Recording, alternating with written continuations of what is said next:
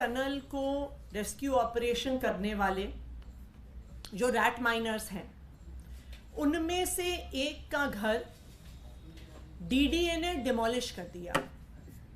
अपनी एक demolition drive के दौरान जब डीडीए अनेकों लोगों के घर झुग्गियां तोड़ रही थी, तो उसमें एक रैट माइनर का भी घर था।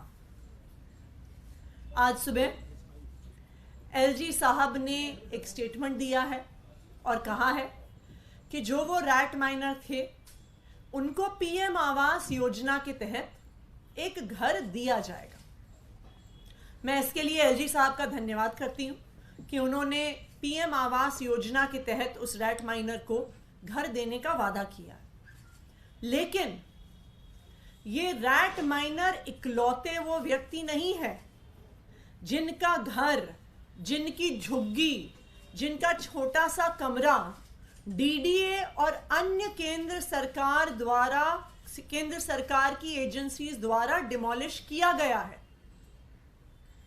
पिछले कुछ महीनों से केंद्र सरकार की एक एक एजेंसी बुलडोजर लेके गरीबों के मकानों पर, झुग्गियों पर चला रही है।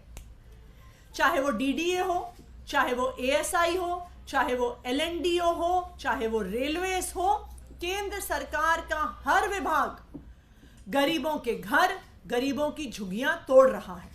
भारतीय जनता पार्टी शासित केंद्र सरकार आज दिल्ली में गरीबों की झुग्गियां, उनके छोटे छोटे घर, उनके आशियाने तोड़ने के लिए बुलडोजर लेके निकली हुई है।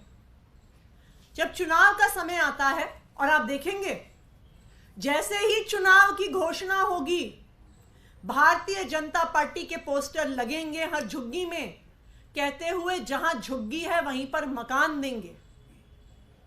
लेकिन दिल्ली वालों की झुग्गियां एक एक करके भारतीय जनता पार्टी द्वारा शासित केंद्र सरकार से तोड़ी जा रही हैं। सुंदर नर्सरी के रहने वालों ने भी जहां झुग्गी, जहां मकान के फॉर्म भरे थे। करकरडूमा जेजे कैंप वालों ने भी जहां झुग्गी वहीं मकान के फॉर्म भरे थे। आजादपुर जेजे कैंप वालों ने भी जहां झुग्गी वहां मकान के बीजेपी के फॉर्म भरे थे, और वो सारे फॉर्म उनके घरों के साथ ही तहस नहस हो गए जब बुलडोजर चलने आया।